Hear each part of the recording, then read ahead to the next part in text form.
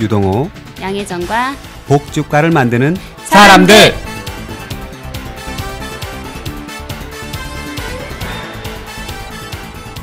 네, 안녕하세요.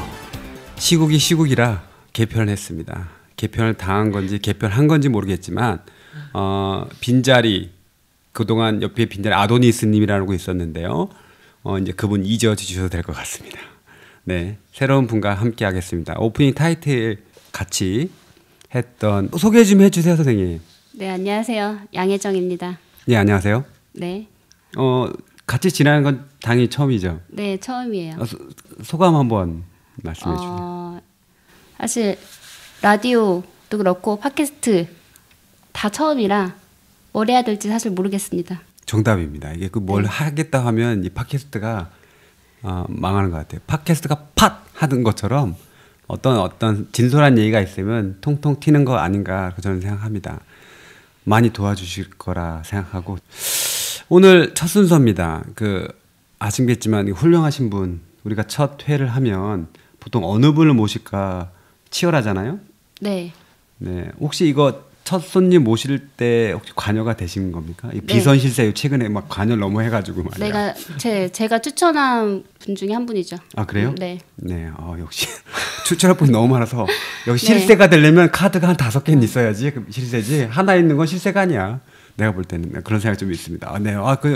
다른 분도 되게 궁금하고 한데 아무래도 시국이 시국인지라 아마 이분이 모시게 된 거 아닌가 싶습니다. 우리 서울시 사회복지사협회 박진재 과장님, 안녕하세요. 네, 반갑습니다. 박진재입니다. 네, 목소리가 이거 뭐 그냥 가요 무대. 네, 거의 들어갈 때 우리가 보통 음악 방송 있잖아요. 잠깐 뭐 신청곡 받고 들어간다 이런 느낌이었어요. 네. 가요 무대는 좀 심하지 않나요? 그러게요. 아, 그래요? 정호 희망곡 쪽으로 좀. 컴플레인 좀 같이. 네, 죄송합니다. 시국이 시국이라. 어떻게 지내셨습니까? 네, 요즘 사회복사들하고 촛불 그리고 민중 총궐기 이렇게 나가는 재미로 살고 있습니다. 아, 네. 이제 지금 여러 가지 돌아가는 상황을 볼 때 그래도 우울증이 걸렸다는 기사들이 많이 있잖아요. 사회적으로 이게 너무 황당한 사람도 있고 그럴 줄 알았다는 사람도 있고. 그런 이거 어떻게 해야 되냐 걱정하는 사람도 있는데 그렇기 때문에 집단 우울증이다 대한민국이 걸렸다고 하는데 그런 현장에 나갈 때마다 혹시 개인적으로 어떤 좀 더 소외가 있는지 궁금합니다. 네, 저는 조금 긍정적인 편이어서 언론에 나오는 그런 기사들이나 방송을 볼 때 약간 마지막 부분에 희망적인 메시지 있잖아요. 어제도 JTBC의 뉴스 브리핑 마지막 부분에 아이가 촛불 들고 있는 모습 보면서 이것이 희망이다. 그런 이야기가 저는 많이 와닿고 절망, 분노 그런 과정들도 똑같이 느끼지만 결국은 우리가 국민들이 뭔가 변화시키는 지금 이제 기회를 잘 활용하고 있다. 긍정적인 쪽으로 저는 많이 보고 싶습니다. 그죠. 이게 우리가 지금 현재 어떤 현실을 가지고 부정적으로 생각하면 더 안 좋게 바뀔 수밖에 없지 않겠습니까? 우리가 이렇게 좀 어려움을 느낀다는 자체는 서로 소통할 수 있는 첫 번째 키워드를 잡은 거 아닌가 해서 물론 이런 일이 안 일어났으면 했지만 이런 일이 현실이라면 빨리 이걸 이제 새롭게 아까 말했듯이 결국은 아이들의 세상을 잘 만들어주고 물려주는 것이 앞선 사람의 일이 아닌가 하는 저도 약간 무거운. 저희가 이제 지난 10월 21일 날 복지국가 운동을 하는 단체에서 있거나 아니면 학습을 하는 그런 분들이 모였어요. 한 30명 정도가 모여서 각자가 생각하는 그 모임이나 단체가 생각하는 복지국가가 뭔지에 대해서 이야기도 나누고 어떻게 하면 좋겠느냐 이런 생각도 나누고 그런 모임을 하고 불과 한 일주일 지났나 그 사이에 이 사태가 터진 거예요. 그러면서 자연스럽게 우리가 뭔가 계획하거나 작전을 짰던 것도 아닌데 자연스럽게 사회복지 시국회의라는 그런 깃발을 만들고 시민들과 함께 하고 있더라고요. 그래서 역시 저희의 그 복지국가 운동하는 사회복지인들의 모임이 자연스럽게 연대 활동하게 되는 또 계기가 돼서 뭐 이 시국은 상당히 이제 안 좋은 시국이지만 네. 예, 우리들이 뭉칠 수 있는 또 계기가 돼줘서 그런 점에서는 또 상당히 의미가 있다. 네, 그런 생각을 하고 있어요 요즘. 복지국가를 얘기하면 사실 연대라는 게 가장 많이 따라 나오는데 사회복지사들 내부에서도 비판을 하는 것 중에 하나가 연대 의식이 없고 그런 네. 부분에서 많이 비판을 받고 있는데 실제로 어떤 복지국가 운동을 하는 단체들을 어떤 그 연대로 묶어 나가는 과정을 이제 기획을 하시고 진행을 해오셨잖아요. 거기에 네. 대해서 앞으로 더 희망적으로 보시는지 사실 저는 조금 그렇게 희망적일까라는 사실 생각은 조금 하거든요. 네. 그래서 제가 뭐 엮어냈다라고 이렇게 이야기하시면 네. 너무 부끄럽고요. 그날 모였던 한 7개의 단체 및 모임들이 제가 회원으로 활동하는 곳들이 대부분이 그렇게 이제 관계하다 보니까 자연스럽게 이렇게 모이게 됐던 것 같고 제가 뭐 엮어내거나 뭐 중간에서 뭐 큰 역할을 했다고는 생각 안 하고요. 다들 이제 원하고 있었다. 그래서 수준이 높지는 않았고 우리가 서로를 좀 더 알고 싶고 혹시 뭐 조금 더 같이 할 수 있는 게 없을까 정도의 수준이었고 그래서 그날 모임의 이름도 상견례였어요. 뭐 연대를 뭐 목표로 하는 그런 모임이 아니었고 근데 그 각자들이 뭔가 모르지만 우리끼리만 이렇게 해서는 안 된다. 뭔가 조금 더 확산, 전파할 필요가 있다. 뭐 이런 욕구들이 있었던 것 같고. 네. 그래서 그 첫날 모임에서는 다들 이제 자기 모임, 자기들의 단체 활동에 참여해 달라는 그런 요구, 그런 요청들이 대부분이었는데 그럼에도 불구하고 대부분의 그 참여자들이 느낀 거죠. 저런 곳이 있었구나. 우리만 활동하고 있는 줄 알았는데 고민하고 있었는 줄 알았는데 저렇게 고민하고 활동하고 나름 치열하게 저렇게 하고 있었구나를 알게 된 것 같아요. 그러니까 반갑고 그 당시에는 각자 모임이나 그 조직에 살짝 보이는 이기주의들이 네. 있었는데 시간이 지나고 광장에서 다시 만나니까 그런 게 없는 거죠. 예, 그래서 그냥 중요한 첫 만남이었고 앞으로 조금 더 이렇게 편하게 만나면 식사하면서 만나고 뭐 또 다른 행사에서 만나고 이렇게 계속 만나다 보면 예, 접점이 좀 더 많이 생기고 예, 연대가 더 이렇게 커질 거라고 이렇게 생각을 합니다. 광화문에 손잡으면 다 연대가 되겠더라고요. 지금은 누가 연대 안 하는 사람 찾기가 더 쉽지 않은 그런 형국이긴 합니다. 그 사회복지사 분들이 시국선언이라고 하나요? 시국선언을 네. 했습니다. 그 시국선언 내용이 그래도 어떤 내용이 있는지는 좀 알려줄 수 있나요? 네, 시국선언문을 그 모임에 왔던 노조가 네. 예, 노조 서울지부 준비위원회가 그 자체 집행부 회의를 하면서 우리가 이런 그 정말 말도 안 되는 사태가 벌어졌는데 침묵하고 있을 거냐. 그래서 우리가 뭐라도 하자. 그렇게 결의를 한 것 같아요. 그래서 노조 페이스북에 올라왔어요. 그게 아침에 올라왔는데 저도 페이스북을 통해서 이제 봤죠. 네. 근데 그게 뭐 확산되진 않았고 몇몇 이렇게 노조에 관계되신 분들만 보고 있었는데 제가 이제 그 복지국가 운동 상견례에 왔던 팀들이 한 40여 명 카톡방을 모아놓고 있었는데 거기다가 공유를 하고 노조에서 이런 걸 만들었는데 우리가 같이 연대하면 좋지 않을까요? 이렇게 의견을 올렸더니 네. 순식간에 다 좋다는 거죠. 와. 그러니까 반응이 좋으니까 이제 노조에다 전화를 해서 이렇게 같이 하자는데 어떠십니까? 그랬더니 노조에서도 흔쾌히 같이 하자. 그래서 주체가 시국선언에 동참하는 사회복지인으로 그렇게 이제 주체를 써놓게 됐어요. 그래서 노조에 참 감사했죠. 노조가 페이스북에 올릴 당시에 그 주체를 명기하지를 않았어요. 네. 그래서 그게 가능하게 됐고 뭐 결국 노조가 만든 거는 다 알지만 결국 그걸 확산시키고 기자회견까지 같이 할 수 있었던 거는 같이 연대에서 참여했던 모든 분들의 공이라고 생각하고 그래서 그 연대에 1,510명이 서명을 해서 동참하게 됐고요.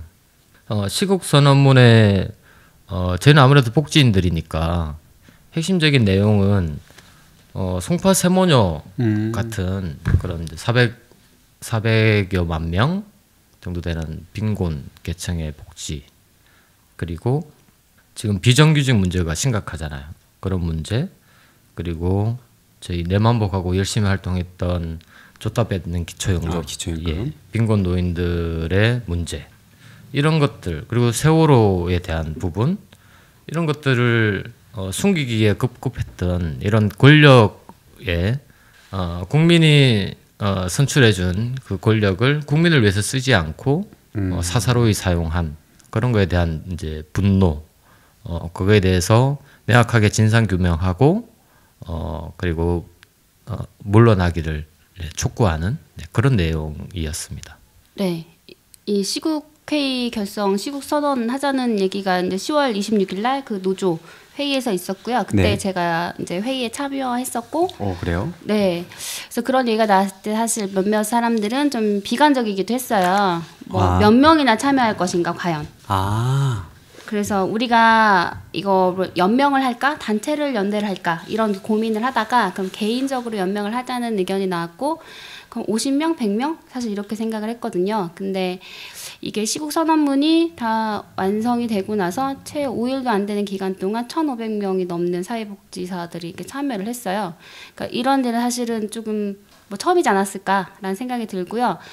저희가 기초연금 신문 광고 낼 때 내만복 같이 했었잖아요. 네, 그때 또 한 300명 정도가 같이 했던 걸로 기억이 나는데 굉장히 단시간에 빠른 사람들이 이름을 연명했고 드러나는 것도 사실 두려워하지 않았고 하는 부분에서 사회복지사들이 이 정도의 시국이 이래서 그런가? 아니면 이렇게 이런 거에도 참여하는 사회복지사들이 생각보다 많구나 라는 생각을 했었어요. 그래서 조금은 저희가 늦은 시간에 모여서 회의를 하면서 나왔던 의견이 실제로 이루어져가고 하면서 좀 뿌듯했습니다. 사회복지 노조겠네요. 네, 맞습니다. 네, 맞습니다. 우리가 저렇게 진지하게 나누는 거 별로 제가 좋아하지 않는데 시국이라 보니까 그분은 대단하신 분 같아. 그냥 한 번에 죽여주길 좋아하더라고. 뭐 좀 해보려고 하면 팍 죽여주시네 그냥. 혹시 이런 거 있잖아요. 이 사람이 시국선에 참여했어? 그런 사람? 혹시 그런 분들 계신가요? 왠지 누가 그러더라고. 아니 절대 할 것 같지 않은 사람이 왜 했지? 이런 분 그러니까 그 정도로 지금 이 시국이 뭐 이념이나 저 내용이 아니라 국가에 대해서 가장 중요하게 기본이라고 생각하는 경향이 있는 거 아닌가 해서 1,000몇 명인데 대단하신 거예요. 네. 근데 소속을 알 수 없기 때문에 이름만 보고는 판단할 수가 없고요. 저는 또 생각이 좀 달랐던 게 이런 사건에 1,500명 너무 적지 않나? 야 역시 스케일이 틀리셔. 그래서 조금 더 해보자. 그래서 페이스북에 마지막에 마감하기 몇 시간 전에 올렸죠. 어차피 1,500명 넘겼는데 2,000명 한번 채워보자. 그렇게 했는데 안 됐더라고요. 사실 저희 그 사회복지 노조에서는 뭐 현수막이나 이런 것들을 저희 같이 만들었는데 그때는 1,000명으로 만들었어요. 그 전날 제작했거든요. 근데 또 하루 안에 500이 채워진 거예요. 사실 근데 과장님 되게 긍정적이시네요.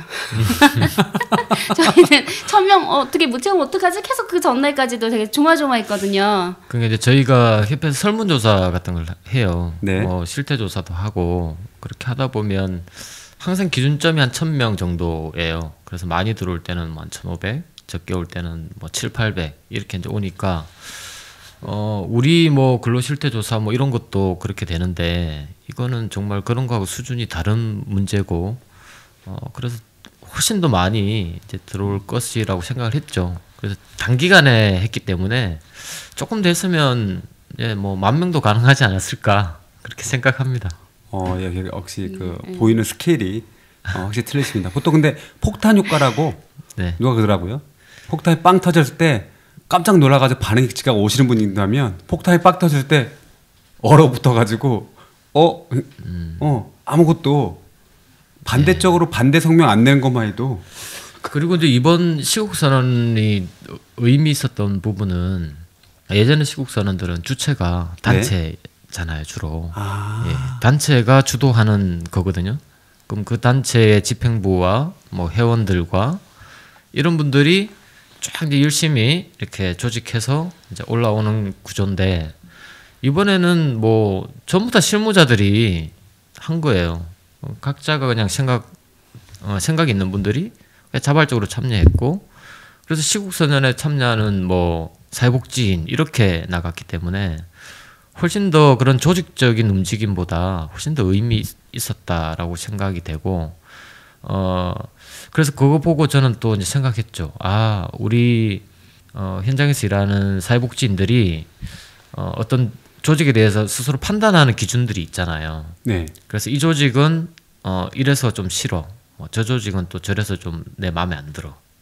똑같이 일을 하고 있지만 조직의 색깔에 따라서 성향에 따라서 조금 호불호가 갈리는 경우가 있는데, 이번 같은 경우는 주체가 그냥 다 개인들이었기 때문에 그런 부분에서 조금 더 반응이 좋지 않았나. 그래서 더 그런 쪽으로 우리가 신경을 써야 되겠다. 네네. 예, 계속 뭐 조직의 이름으로 뭔가를 모으고 조직하고 이렇게 하지 말고 정말 느슨하게 그냥 사안사안마다 그게 동의하거나 관심 있는 분들하고 같이 그렇게 느슨하게 광장에서 만나는 것들을 앞으로 하면 상당히 효과 있겠다라는 생각을 하게 됐어요. 아주 정확하다기보다도 저한테 감동을 주시는 말입니다. 예를 들어서 누가 그러더라고요. 만약에 이것이 뭐 노조원이라든가 노조 단체를 저거한 건 아니고, 그렇게 일반적으로 어떤 단체가 동원돼 가지고 하는 집회의 규모랑 이 타야 전국이든 이 시국에 관련돼서 모이자 광화문으로 할 때하고 규모가 틀린 거는 자발적 참여 아니냐. 네, 네. 그래야지 되는 거. 자발적 참여하니까 가져가고 오지. 예를 들어서 동원하면 누가 가져가고 오냐. 그런 말을 하신 분이 있어서 제가 저는 좀 느낌이 됩니다. 근데 아까 이렇게 우리 양혜정 선생님은 이렇게 비강적으로 그냥 세상을 바꾸는 사회복지사에서 일을 뭐 활동을 해오면서 느낀 것, 그리고 제가 이제 사회복지사로 지금 14년 차가 되거든요. 아, 그래요? 네. 그러면서 이제 경험했던 치에 따라서 점점 조금 뭐랄까요, 덜 희망적이고 비관적으로 좀 보는 것 같아요. 지금 사실 또 사회복지사를 계속 해야 되나. 제 꿈은 연금복권에 당첨돼서 이 사회복지 바닥을 떠나는 거거든요. 보통 로또를 얘기하실 때 선생님은 연금복권을 얘기하시는군요. 로또를 하면 저는 망할 것 같아서. 저도 로또에 대한 꿈은 있습니다. 있으세요? 네. 근데 로또에 맞아서 사회복지를 떠나는 게 아니라 그럼 더 잘할 수 있을 것 같아요. 그래요? 네, 노후에 대한 준비나 고민, 뭐 저희가 처우가 그렇게 높지 않기 때문에 그런 고민들이 없어지니까 좀 더 부담 없이 활동적으로, 그리고 뭐 윗분들의 눈치 보지 않고, 저희들에게는 로또는 없지만 근로기준법이 있잖아요. 함부로 해고할 수 없거든요. 네, 그런 저는 그래요. 네. 저랑은 좀 다르신 걸로. 네. 역시 아까 그 관점의 차이가 명확해지는 두 분을 모시고 오늘은 이야기를 나누고 있습니다. 이야기 나누다 보니까 결혼을 하셨나요 혹시? 그게 물어보기 좀 애매한 질문이긴 한데. 네, 결혼했습니다. 그럼 이번에 얼마 전에 있었던 광화문에도 이제 가족하고 같이. 아니요, 가족들은 같이 안 나왔고요. 잘하셨습니다. 네. 뭐 나오고 싶다고 했는데. 네네. 보통 이제 아빠들이 가족들하고 같이 움직이면 챙겨야 되잖아요. 네네. 저는 그거는 못한다. 제가 그날 깃발을 들어야 되기 때문에 내가 너희들을 챙길 수는 없다. 아빠는 나가니까 엄마랑 너희들이 참여하고 싶으면 해라. 근데 아빠를 찾지는 마라. 그렇게 이야기를 했습니다. 그래서 깃발을 계속 들고 다니시며 제가 대부분 일정을 같이 했었는데요. 제가 그 휴대폰에 걷는 기록을 보니까 16km를 넘게 걸었더라고요. 와. 여기 계속 왔다 갔다 뭐 대학로에서부터 시작해서 왔다 갔다 하나 보니까 16km 정도 그날 걸었습니다. 그날 어떤 그 페이스북이라든가 이런 데 보니까 뭐 살 빠진 얘기를 써주고 있더라고요. 하도 걸어서. 그거 따지고 보면 그 큰 도로를 차만 다녔던 도로를 마음 놓고 이렇게 걷 수밖에 없는 경험이 몇 번이 있었을까 하는 뭐 남자들 뭐 군대 얘기도 하긴 하지만 그런 생각이 좀 들었어요. 그래가지고 뭐 이것도 하나의 또 어떻게 말하면 뭐 안 좋은 시국이긴 하지만 어느 분 말처럼 아이가 처음으로 노란선 자동차선은 그걸 밟는 걸 되게 희한하게 내 여기 나가도 돼? 이렇게 라고 했다고 하는 뉴스를 볼 때 참 그러고 보니까 나눌리고 서로 하면서 느끼는 점이 많이 틀릴 수 있겠구나. 같이 이제 걷는 아빠들 중에 많은 분들이 어린 아이들 어깨에 이렇게 어깨 메고 걷는 거예요. 네. 저는 그런 게 꼭 저렇게 해야 되나? 저런 게 그러니까 아빠의 그냥 상징적인 이미지. 저는 그런 게 싫어요, 그냥. 아빠도 힘든데 왜 이런 현장에서까지 육아를 같이 병행해야 될까? 물론 뭐 집에서 또 고생하는 또 뭐 요즘 남자가 다 육아를 하니까 저는 하여튼 조금 일반적인 아빠는 아니에요. 조금 가정에서 좀 이렇게 떨어져 있는 아빠여서 낯설었어요, 저는. 어떻게 생각하세요? 글쎄 신세계니까 저쪽은 아직 미지의 세계니까. 그래요? 네, 잘 모르겠습니다, 지금. 근데 그 정도가 가장 쉬운 거 아닌가 싶기도 한데. 네, 알겠습니다. 아무튼 더 이상 나가면 뭐 재미없는 방송 될 것 같아서 여기까지 해주고. 아무래도 사회복지사 분들이 그래도 현재 복지적 문제든 생활의 빈곤이든 뭐 취약층이든 많은 분들 만나고 있는데 혹시 그런 분들이라든가 현재 뭐 국민들 해당 국민들 계층에 있는 국민들의 이야기가 혹시 들은 게 있나요? 저는 사회복지를 똑같이 하지만 저는 사회복지사들을 위한 활동을 하는 협회에 있다 보니까 지역 주민의 목소리를 직접적으로 듣기보다는 현장에서 일하는 동료들을 통해서 이제 이야기를 많이 듣는 편이고요. 그래서 아까 양혜정 선생님 말씀처럼 누군가를 돕는 역할을 하는데 그 돕는 역할을 하는 분들 역시도 똑같은 사람이고 환경이 또 그렇게 안전하지 않고 또는 뭐 처우가 그렇게 좋지 않고 그런 여건들이 있다 보니까 이중고에 시달리는 거죠. 그래서 지역 사회나 주민들한테는 뭐 선생님 뭐 또는 뭐 누구누구 씨 뭐 이렇게 불리면서 그 내에서의 사회적 지위를 유지를 해야 되는 게 있고 실제로 보면 사회적 지위가 그닥 높지 않고 열악한 현실. 네. 그리고 뭐 전문가라고 하지만 전문가로 대우를 해주는 데도 있고 아닌 데도 있고 실제로 이제 뭐 그냥 급여를 가지고 임금을 가지고 전문직이냐 아니냐 그렇게 판단하는 경우도 있잖아요. 그렇게 봤을 때 저희는 뭐 교사나 뭐 간호사, 의사 이렇게 비교해 봤을 때 급여가 낮으니까 뭐 그런 부분에서 오는 또 뭐 자괴감, 그런 상대적인 박탈감 이런 것도 있는 것 같아요. 그런데 최근에는 계속 이렇게 이제 조금씩 현장에서 오래 있다 보면 이제 그 만나는 사람도 비슷하고 그 구조 속에 갇히게 되잖아요. 그래서 이제 현장에서 그런 고민 있는 분들이 나오기 시작해요.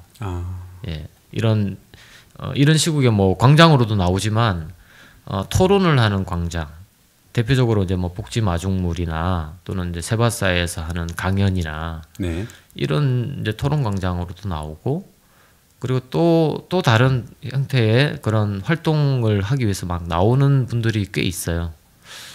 저는 이제 그런 분들을 보면서 희망을 보고 그런 분들한테 뭐 하나라도 좀 이렇게 연결해드리고 같이 뭔가 할 수 있는 게 있다 이렇게 손잡아드리고 그렇게 하고 있는데 문제는 그런 분들이 많지가 않아요. 그냥 자기 스스로 삼키거나 아니면 그냥 혼자 있는 건가요? 그러니까 자연스럽게 내 주변에 그런 동료가 있으면 알게 되는데 그런 사람이 주변에 없거나 본인이 적극적으로 찾아 나서지 않으면 모를 수 있어요.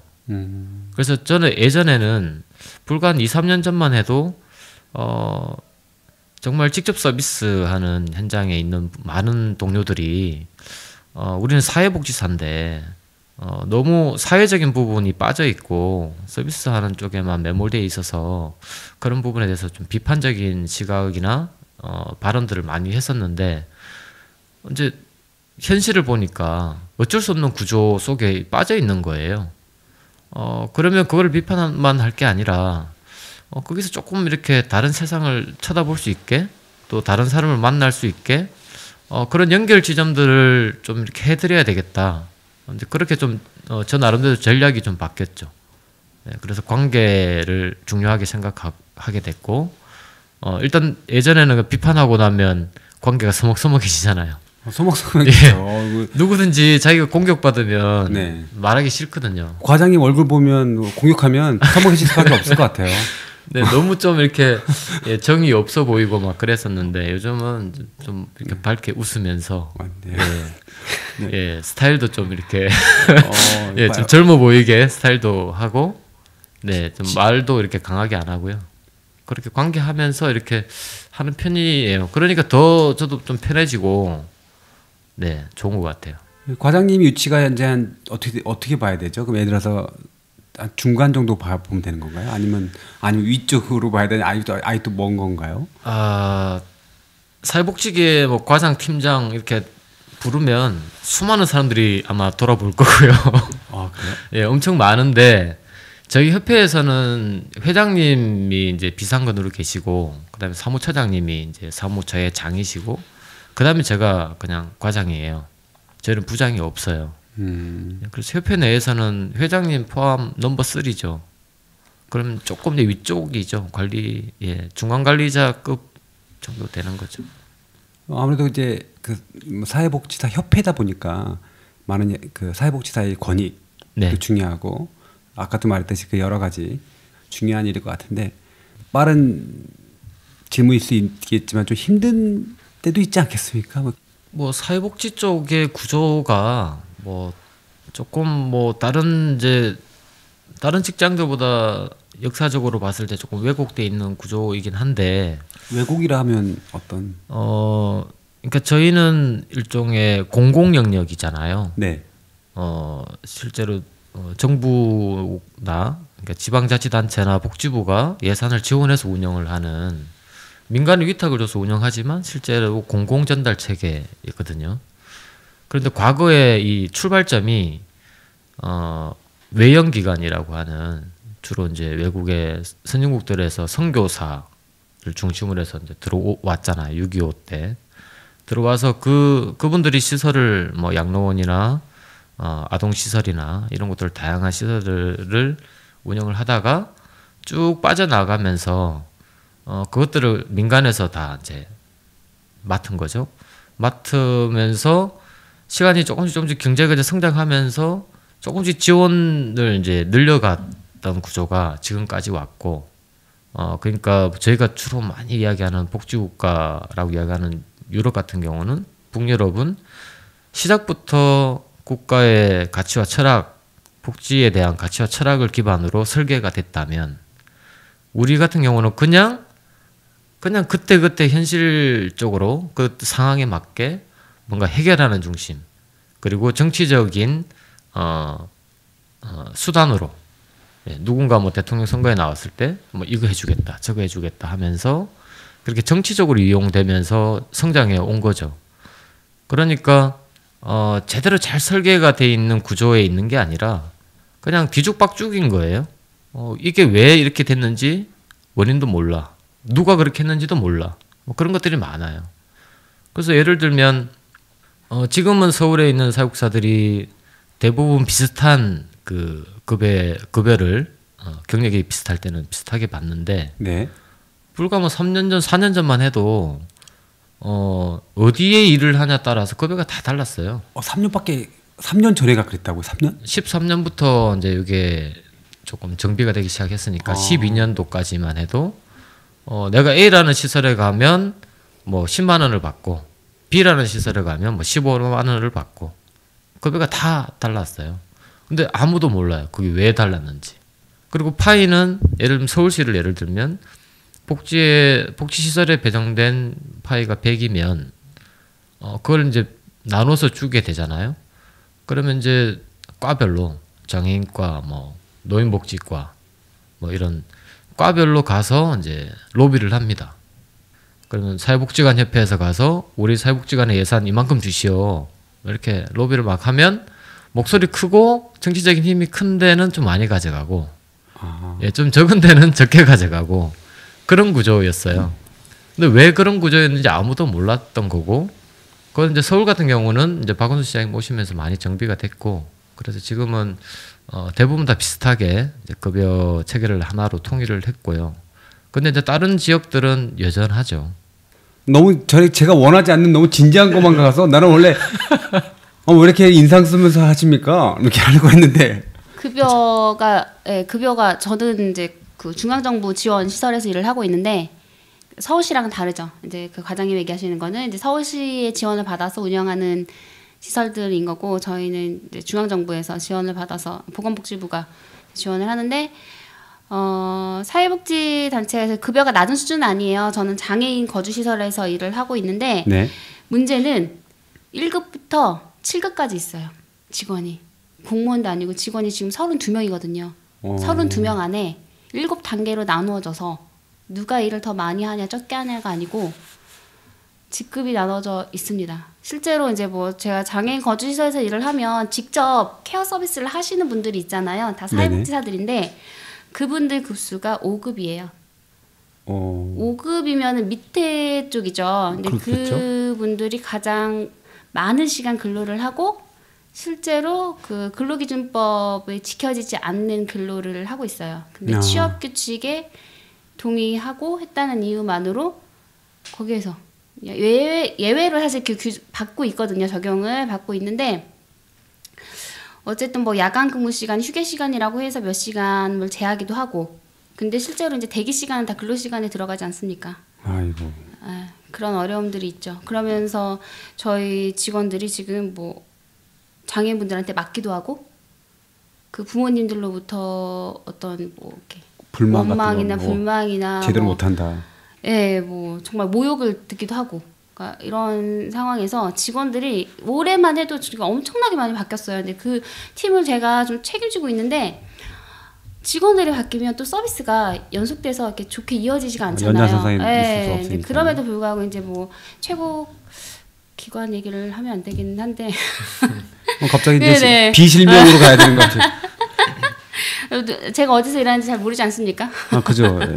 네. 그래서 그런 직접 서비스를 하지 않는 또 인력들은 거기에 대해서 중요하게 생각하지 않고 그런 구조들이 사실 사람을 굉장히 귀하게 사람을 상대로 하는 서비스인데 거기서 일하는 사람들이 귀하게 여김을 받지 않고 존중받지 못하는 그 구조에서 얼마나 다른 사람을 존중할 수 있을까? 그러니까 구조적인 문제들이 굉장히 많죠.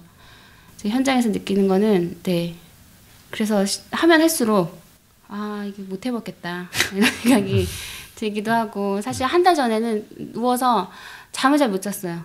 정말 못 해먹을 것 같아가지고 출근하는 게 너무 싫은 거예요. 특히 일요일 날.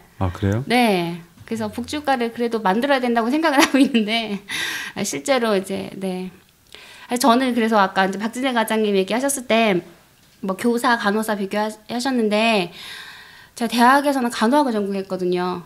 그래서 지금 생각을 합니다. 내가 이러려고 사회복지사를 했나 이런 자괴감이 들기도 하고 그냥 간호사 할 걸. 네. 그러면 두 가지를 다 할 수 있는 어떻게 말하면 능력자죠. 근데 제가 24살 때 그 첫 직장을 장애인 시설로 선택을 해서 오다 보니까 병원에서 일을 한 경험이 없어요. 그래서 간호사 면허증만 있고요. 네네. 그 간호사로서 시설에서 일을 하다 보니 의료 현장이 아니잖아요. 네. 그러니까 전문 지식도 이제 스킬이나 이런 것들 좀 배우지 못했고 심지어는 사실 부끄럽긴 하지만 혈관을 못 잡아요. 그래요? 뭐 하다 보면 링겔을 못 넣는다. 피를 못 뽑고. 네, 그 정도입니다. 네. 제일 중요한 정보 얻었습니다. 근데 막 듣고 보니까 저는 궁금한 게 뭐냐면 인지상정이 뭐냐면 좋은 일보다 안 좋은 일의 소문이 빠르잖아요. 그래서 뭐 안 좋다 하면 좀 어디 가면 되잖아. 뭐 뭐 간병인이든 뭐든 의료든 뭐든 삶에 있어서 그런 분들이 되게 많이 필요하다고 느껴지는데 그러면 점점점 수요가 많아지는 건 당연한 건데 거기에 대한 어떤 그 체계적인 걸 만들어야 되는 거 아닌가 하는 생각을 계속 근데 왜 힘들다고 하지? 사회복지사분이 제일 많다는데 이게 수용이 더 부족하다는 건가? 이렇게 이런 생각도 들고 사회복지사는 많다는데 그러면 왜 일자리가 없을까? 이런 이게 좀 더 많은 사람이 필요해야 되는 거 아닌가 이런 생각도 들거든요. 네. 어떻게 봐야 되는 겁니까, 그 과장님?